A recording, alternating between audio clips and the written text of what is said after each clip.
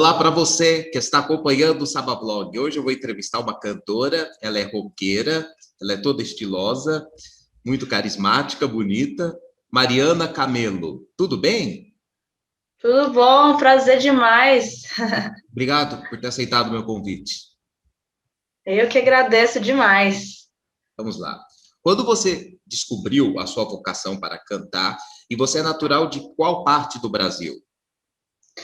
Eu sou natural de Belo Horizonte, Minas Gerais, mas eu não cresci lá. Eu cresci aqui em Brasília, né, onde eu resido desde os 5 anos de idade, e foi aqui também que eu comecei a me desenvolver musicalmente, Você vive em Brasília? em Brasília. Tá certo. Você canta MPB, rock e internacional. Qual delas você começou a cantar primeiro? Eu comecei no rock, né? O rock é a minha raiz, assim, né? Então, eu comecei nos palcos tocando em bandas de rock, né?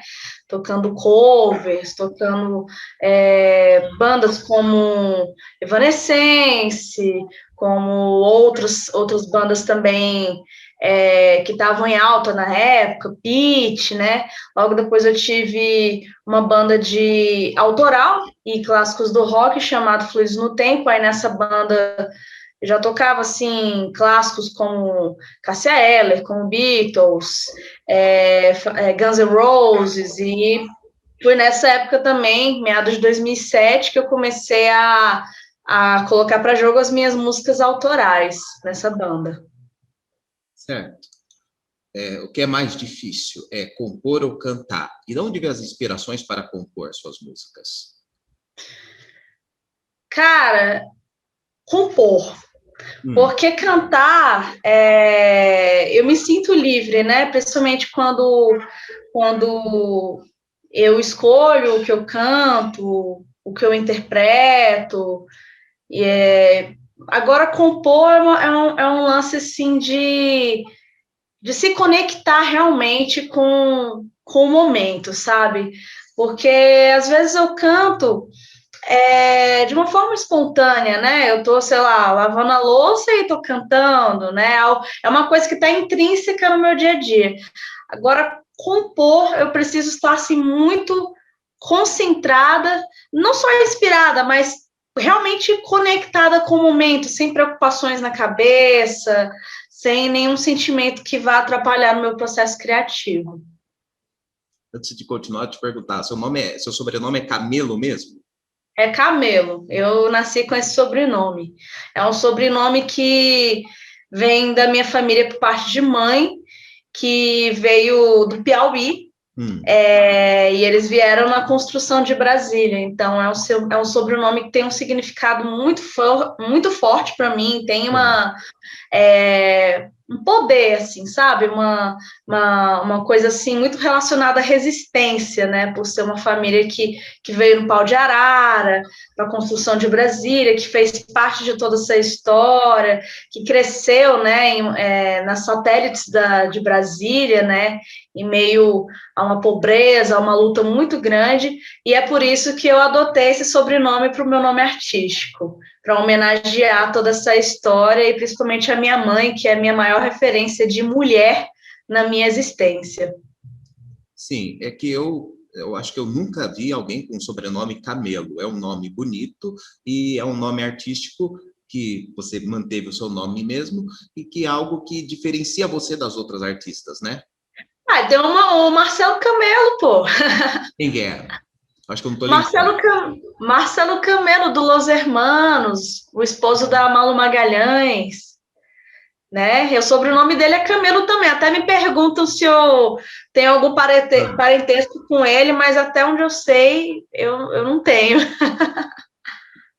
tá certo. Ah, então tem ele, então. É que, assim, nomes das pessoas que fazem parte de bandas eu não sou muito ligado. Pode que ele fez carreira Bacana. solo, porque o nome destaca mais, né? Ele tem carreira solo hoje. Hoje. Hoje ele está em carreira solo. Então tá certo. Você lembra muito a Rita Lee. Ela é uma das suas inspirações e, além dela, tem outras? Cara, assim, com certeza ela é minha inspiração. E eu tenho outras, sim, né? A Emily, como eu falei no início da entrevista, que é do Evanescence, né? Uma das bandas que eu fazia cover no início da minha caminhada nos palcos, né? Ela até hoje me inspira. Eu acho ela sensacional como instrumentista, como compositora, como cantora. Eu acho que ela assim, elevou mesmo o protagonismo feminino no rock nos anos 2000, que ainda era muito masculinizado, né? Ainda mais numa época que eu era adolescente, eu buscava por referências e boa parte das minhas referências eram masculinas. Eu me inspiro muito também na Hayley Williams, do Paramore, eu acho ela incrível também, tanto a parte visual quanto a parte performática, vocal, as composições também, inclusive ela lançou um trabalho solo também, um tempo atrás, que eu achei assim, muito bacana, me inspirou muito também para as novas composições que eu estou escrevendo. Quem mais? A Cássia Eller. Cássia Eller também, assim, de memória, é uma das referências mais antigas que eu tenho de música, mesmo antes de começar a cantar, porque eu cresci, né, ouvindo Cássia Eller. Meus pais gostavam muito de Cássia Eller. Aqui em Brasília, eles sempre iam aos shows da Cássia Eller, quando ela começou a carreira por aqui. Então, ela tem esse significado também, assim, muito grande para mim por conta disso. Ela marcou o início do relacionamento dos meus pais, e quando ela estourou, eu tinha acabado de nascer. Então, à medida em que eu fui crescendo, ela foi crescendo também, com a discografia dela, com a carreira dela. Eu me lembro até hoje, quando ela faleceu, foi, assim, uma perda que mexeu muito comigo. E quando eu comecei a cantar, a primeira coisa que eu pensei cara, eu quero buscar na força que a Cassélia tinha no palco um caminho para mim. E é um caminho que eu busco até hoje. Certo. O Rock in Rio é um dos grandes eventos que ocorre anualmente no Brasil, mas tem aberto espaço para outras músicas. Você acha que o Rock in Rio está sendo desvalorizado por isso? Não, eu acho que o Rock in Rio Inclusive, foi bom você até. Olha como é que casou, né? Você falou do Rock in Rio logo depois que eu falei da Cássia Eller, né? E a Cássia Eller, uma das apresentações mais icônicas dela, mais emblemáticas, foi dela no Rock in Rio, que foi pouco antes dela partir, né? E eu me lembro assim como se fosse ontem. Eu acredito que o Rock in Rio já deixou de ser há muito tempo um festival puramente de rock. Eu acho que o Rock in Rio ele carrega uma importância muito grande para a música mundial, porque é uma celebração do que a gente tem aí de cultura, né? Porque, afinal de contas, por mais que a gente tenha o rock e os dias específicos que tem as bandas realmente de rock, de heavy metal, né? Acho muito bacana eles trazer essa diversidade para diversos públicos, né? Assim expande realmente o nome e a importância do festival. Tá certo. No seu álbum Fragmentos, eu ouvi a música It's Too Late. No início pensei que era a regravação da música da JoJo, que tem uma música com esse mesmo nome. Do que fala a música? E foi difícil compor ela? Então, a música, ela fala sobre essa sensação de estar dentro de uma jaula, né? Coincidentemente, ela caiu, assim, com uma luva nessa questão de pandemia que a gente está vivendo, apesar de que, assim, ela foi feita em 2011, né? Então, tipo, tem 10 anos que eu compus essa música e realmente eu estava num processo naquela época em que eu me sentia presa dentro de mim e eu não sabia como me libertar disso, né? E eu acho que é uma música muito atual. Então, assim, não foi difícil compor a música, inclusive é porque casou, né, com o momento que eu estava vivendo na época. E eu contei com o apoio também de um amigo, o Vinícius Maluli, que foi meu companheiro na época, que dominava o inglês, então ele me ajudou a revisar e a enriquecer a letra. E eu já tinha vontade mesmo de compor uma música em inglês, assim, só para ver no que dava, sabe? Assim, de uma forma despretensiosa, e é uma música que eu tenho muito carinho hoje. O inglês você aprendeu só de ouvir as músicas internacionais? Não, eu fiz curso de inglês. Hum? Eu fiz curso de inglês. Ah, você fez curso de inglês. Durou quanto tempo? Cara, eu fiz, eu acho que uns 5 anos, eu não me lembro exatamente, mas eu fiz na adolescência, né? Minha Ah, mãe, na época, achou importante, né, eu me colocar num curso de inglês, né? Coisa de mãe, né? E errado ela não estava. Até não, porque também é uma língua universal, né? É importante a gente dominar essa língua, ainda mais nessa pandemia que todo mundo está cada vez mais conectado, né? Eu mesma sim. tenho feito assim contatos com gente de fora, com pessoas de outros países, então o inglês tem me ajudado muito. Também no Instagram também dos artistas que você gosta que são internacionais, dá para você comentar em inglês, né? É verdade, tem essa vantagem também. Sim. É, nesse período de carreira, com 2 trabalhos lançados, foram 2 só ou teve mais? Então, eu lancei o EP Fragmentos, né? Ele é de 2018. Antes eu tinha lançado 2 singles, um se chama De Onde a Noite Vem e outro se chama Teu Mundo. E antes ainda, né, o meu primeiro trabalho mesmo lançado foi um álbum chamado Contradição e Outras Histórias. Esse álbum eu lancei em 2012. Na época, o meu trabalho ele tinha outro nome, tinha outro formato, se chamava Mariana Camelo e os Mutais. Era tipo assim uma coisa híbrida, sabe? Meio banda, meio solo. E eu toco as músicas desse álbum até hoje nos meus shows. Tá certo. E nesses 2 trabalhos lançados, qual foi as maiores realizações até o momento em sua vida? E ela mudou antes e depois da música? Mudou muita coisa? Eu conquistei muita coisa, assim. Foram os álbuns, né, que eu lancei, realmente me abriram muitas portas, né?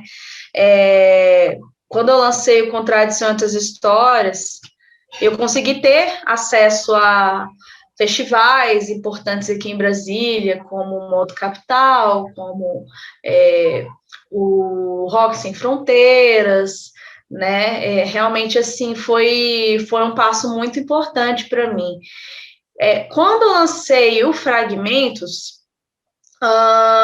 aí realmente foi um chute, né? Porque aí eu consegui tocar no Porão do Rock, né? Que é o festival de rock mais importante de Brasília e um dos mais importantes do Centro-Oeste, né? E do Brasil mesmo. Então, foi um marco assim muito grande para mim. Eu realmente sou muito grata a esse trabalho.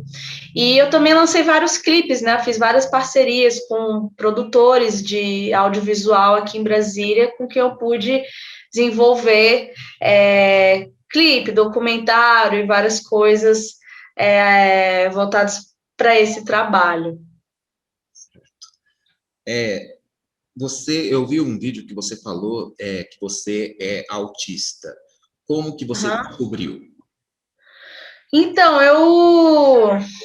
na verdade, assim, quando eu era criança, Hum, já havia uma suspeita, né? Então, tipo, porque eu tive atraso no desenvolvimento, principalmente na fala, no desenvolvimento motor. Eu era extremamente arredia, eu já apresentava algumas estereotipias, a hipersensibilidade, várias características mesmo. Só que como na época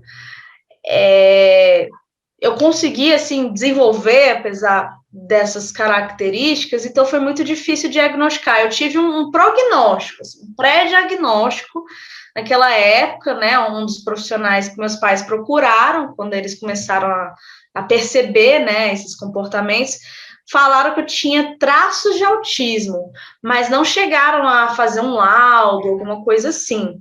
Aí foi passando o tempo e passei por diversas dificuldades na parte de socialização, na parte assim de comunicação mesmo, de me inserir na sociedade de uma maneira geral, né? Eu sofri bullying na escola, eu tinha realmente medo das pessoas, eu tinha dificuldade realmente assim de me portar diante assim das pessoas, e sem contar as outras crises que eu enfrentava, né, que são características do espectro, que eu achava que era normal, eu achava que era coisa minha e tudo bem, né? Aí, num dado momento, eu tentei tirar a carteira de motorista e eu reprovei 8 vezes na prova prática e não passei.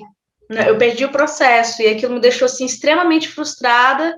Eu já estava com 23 anos na época, né? Então, assim, a frustração foi tão grande, né, que eu falei, cara, eu preciso procurar uma ajuda, porque não é normal isso, né? Eu treinei tanto, eu fiz tantas aulas, eu gastei tanto dinheiro para no final morrer e na praia, né? Nadar e morrer na praia, assim. E aí, depois de anos de busca, de vários exames, de várias né, de encontrar profissional e procurar por outro e vários caminhos, eu consegui o diagnóstico de autista nível 1. Né? Na época, meu pai até falava para mim, né, o pessoal chamava de síndrome de Asperger, né? Uhum. Então, o meu pai falava, minha filha, eu acho que você tem síndrome de Asperger. Aí eu não botava muita fé, não, mas aí, depois eu consegui realmente encontrar os profissionais certos, depois de muita busca, e até também pesquisando sobre o assunto, e até me identificando com algumas coisas, eu consegui ser diagnosticada, e hoje é uma bandeira que eu levanto, é uma causa realmente que é uma missão, né? Tipo assim, se a música me ajudou nesse processo, e hoje eu consigo, né, viver assim uma vida legal e tudo, mesmo com as demandas do espectro, né? Graças à música.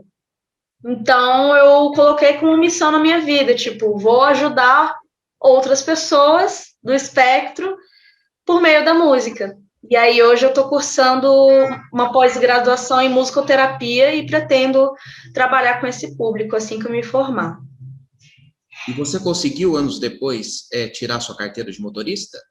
Não, eu até hoje não consegui, eu fiz 30 anos e ainda é um sonho que eu não desisti dele e assim que possível eu vou tentar. O bom de ser diagnosticada é porque hoje eu entendo por que eu não consegui, né? Hoje eu faço acompanhamento psicológico com uma profissional que é especializada em terapia cognitiva comportamental, né? Faço acompanhamento com psiquiatra, e hoje eu procuro entender realmente o que está pegando. Então, hoje eu entendo que, naquela época, o que me atrapalhou foi o excesso de estímulos, né?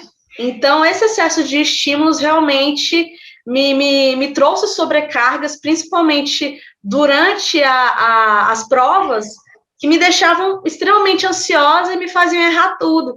Tanto que uma das coisas que eu não entendia, e hoje eu entendo por quê, é que nas provas eu consegui acertar a garagem. E a garagem geralmente é a etapa que mais reprova as pessoas, né? Mas não, na época que eu fazia a prova, eu me enrolava todinha no percurso, eu ficava extremamente nervosa, mas quando chegava na garagem, eu tirava de letra, porque a garagem você não precisa se preocupar com o que está em sua volta, a não ser os cones, né? Exato. E toda aquela situação. E é uma coisa extremamente visual. E eu tenho essa característica, sabe? Essa coisa de enfileirar bonitinho assim, de encaixar. Eu acredito que é uma coisa que caracteriza também muitas pessoas no espectro, né? Essa coisa extremamente visual, extremamente sistemática, né? E previsível, porque a garagem é uma etapa previsível. Você sabe o que você tem que fazer e como que vai ser.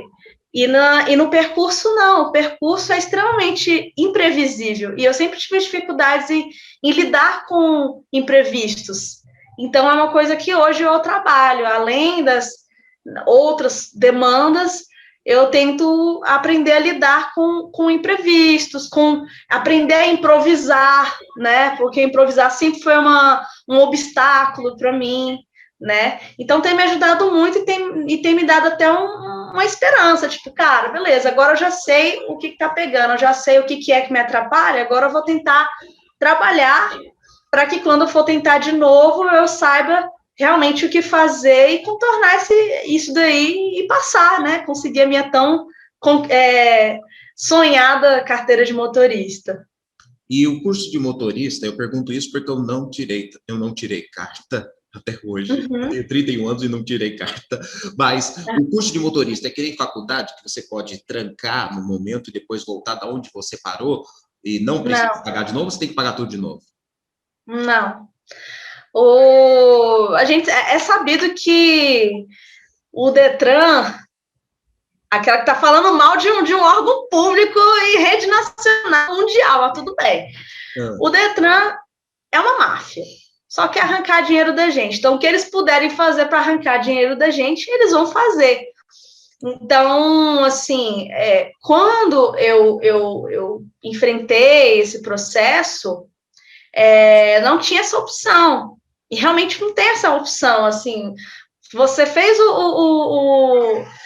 vamos lá, né? Tem lá o psicotécnico, né? Você faz lá a prova psicotécnica, que eu acho, assim, uma roubada, porque ela não avalia o candidato da maneira que deveria avaliar. Eu acho que se ela realmente avaliasse de uma forma criteriosa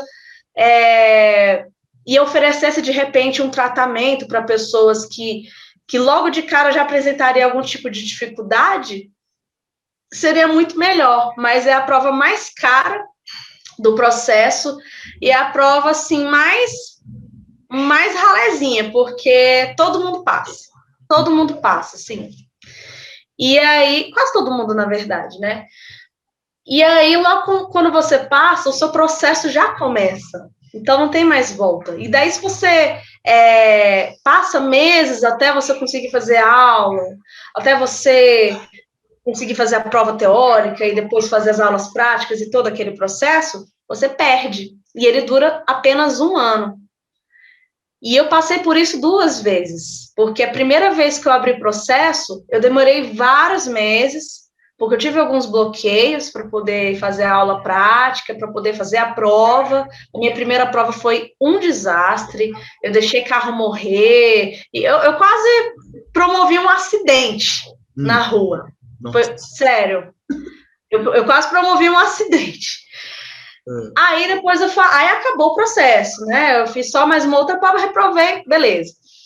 Aí quando eu resolvi tentar de novo, eu falei, não, eu não vou aproveitar todas as oportunidades, eu não vou deixar passar nenhum mês. Então, sempre que eu reprovava uma prova, eu já pagava mais aulas, porque você pode fazer isso, você pode pagar aulas extras, quantas aulas você quiser, entendeu? E era assim, reprovava, pagava aula, fazia aula, reprovava, pagava aula, fazia aula. Era quase como se fosse um curso, porque, assim, normalmente as pessoas não levam esse tempo todo para tirar a carteira de motorista, assim. A maioria das pessoas, elas levam no máximo 2 meses. Então, elas conseguem ainda ter uma folga boa, né? Agora a gente não, assim, eu, por exemplo, demorei 1 ano, não consegui, achei assim, eu fiquei extremamente injustiçada, eu fiquei muito triste, eu fiquei muito, assim, foi uma coisa que mexeu com o meu emocional, porque também tem aquela questão da cobrança também da sociedade, tipo, você já tem 20 e tantos anos, então você tem que ter uma carteira, você tem que casar, você tem que fazer isso, você tem que fazer aquilo outro, você tem que se formar, assim, a cobrança da sociedade é muito grande. Quando eu percebi que eu estava daquele jeito, me sentia daquele jeito, porque eu estava me cobrando, porque é uma cobrança que eu sempre me fiz a mim mesma, a vida toda, desde a adolescência, de me inserir, de ser igual aos outros. Por isso também que eu tive uma fase de masking, por conta disso, cobrança, eu imitava o jeito das outras garotas da minha idade para ser aceita. Então, quando eu descobri que isso fazia parte da cobrança, a minha vida ficou mais tranquila, porque hoje eu já não preciso fazer mais essas coisas. Hoje eu me aceito como eu sou, e muitas pessoas me aceitam como eu sou também. E isso é fantástico. Agora é só eu trabalhar o que está dentro de mim para conquistar mais coisas ainda ao longo da minha existência. Certo. Esse ano fez 10 anos da morte de Amy Winehouse. O que ela representou? O que ela representa para você? A Amy Winehouse, para mim, ela representa uma verdade muito grande. Uma pessoa assim que sangrava por dentro, uma pessoa que vivia, né, um grito, né, gritava por dentro e não conseguia externalizar esse grito, né? E então ela não representa para mim só uma cantora, ela representa para mim uma pessoa que lutou contra os holofotes, contra a pressão da mídia, contra a pressão do mercado para ela ser ela mesma. Infelizmente, as drogas e toda aquela situação acabaram tomando conta, né, da vida dela e a levou aonde ela chegou, infelizmente, não está mais entre nós. E também, não só a parte pessoal, a parte artística, eu acho que ela assim, foi muito inovadora, porque a música dela tinha uma questão assim que misturava as tendências contemporâneas, né, modernas da música mundial naquela época e faz um resgate com os clássicos, né, com jazz, com R&B. Então, eu acho assim fantástico essa mescla que ela fazia. Eu até costumo brincar que apesar dela ser inglesa, ela era americana do que muito americano. Então, ela tem uma representatividade muito grande para mim e ela também é uma grande inspiração para mim hoje, como cantora. Mas as drogas, você acha que foi por causa dos holofortes ou por causa das más companhias que ela pode ter tido? Ah, de tudo, né? Principalmente aquele marido nojento dela, aquele ex-marido dela, acho que foi o principal culpado. Então ela se separou e depois começaram esses problemas? Na verdade, quando ela estava com ele, ela já estava nesse esquema, entendeu? Então, ele foi uma grande influência para que ela realmente se afundasse, porque ela teve um relacionamento abusivo, né? E ele também era viciado. Entendi. Então, ele foi preso, né?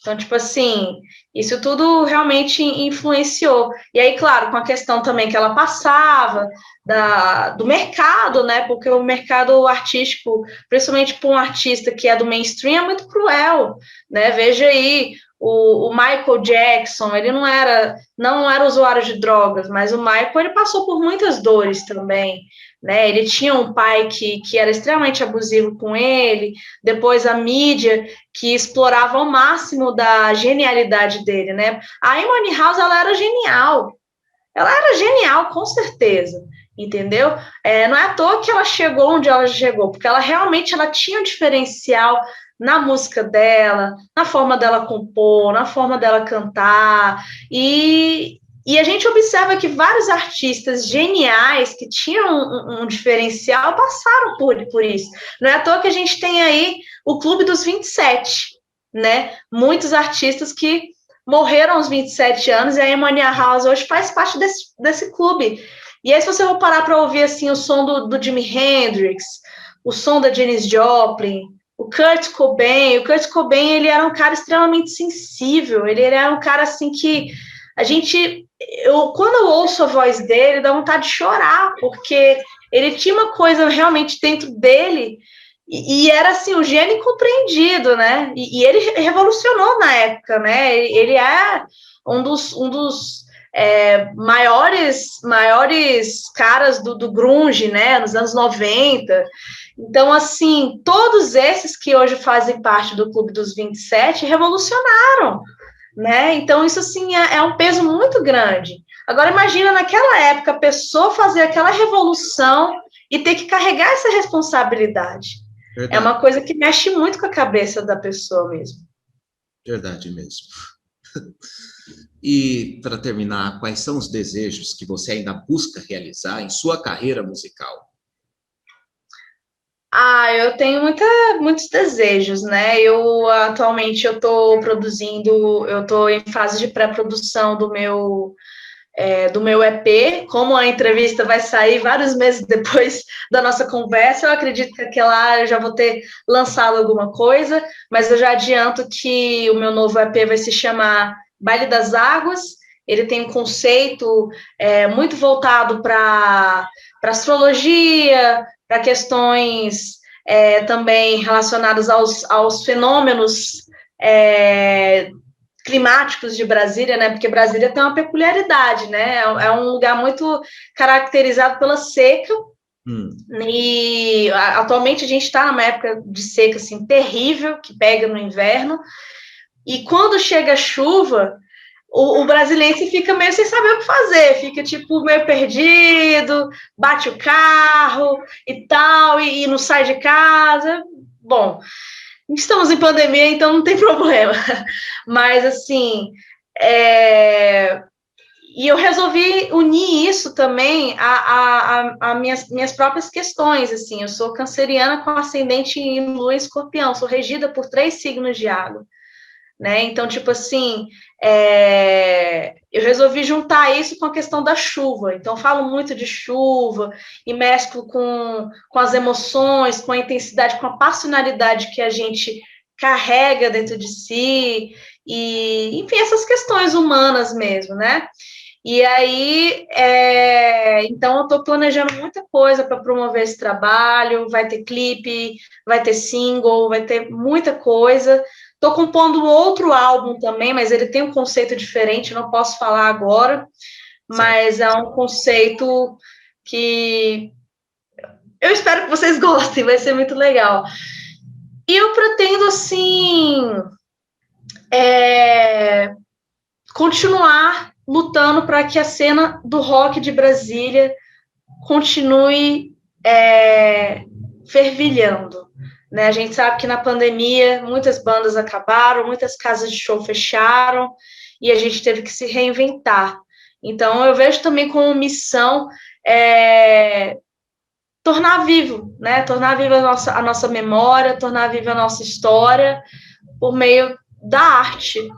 E, claro, né, transformar mesmo a cabeça de muita gente por meio da música, né? Além de estudante de musicoterapia, eu sou arte educadora, eu dou aula de música, dou aula de canto e também trabalho com musicalização infantil.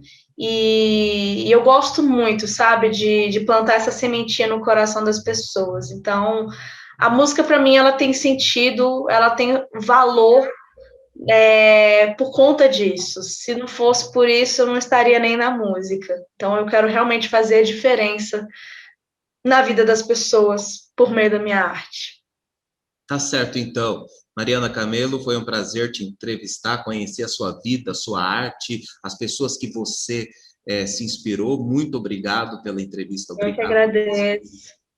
Valeu demais. Tudo de bom. Obrigado para você também. E para você Tchau, que nos tchau. assistiu, obrigado e até o próximo Sábado Vlog, se Deus quiser. Tchau. Tchau, tchau.